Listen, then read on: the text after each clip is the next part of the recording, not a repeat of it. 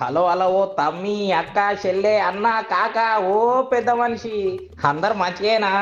నేను మీ గల్లీ మల్లేషు మళ్ళా చేసిన గదేంది బై.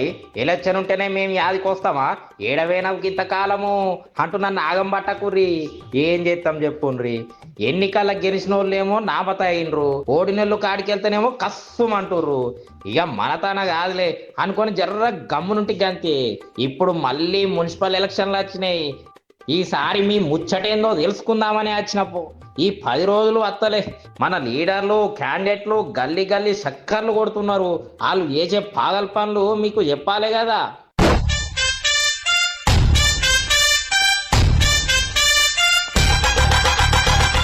అబ్బాబ్బాబ్బా, ఓ ముచ్చట మస్తు అనిపించింది.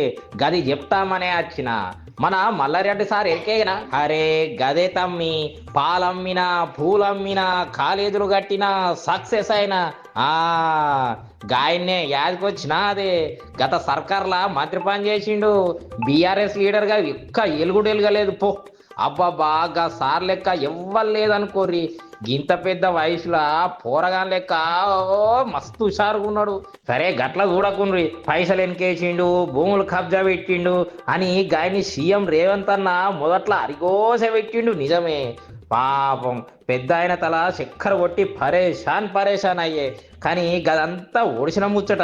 ఇక ఈడుసుండ్రి. ఇప్పుడు చూడుండ్రి, మన మల్లారెడ్డి సారు మస్తు మంచిగా అయిండు.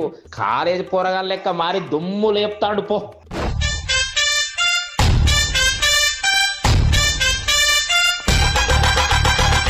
గది లెక్క అంటే.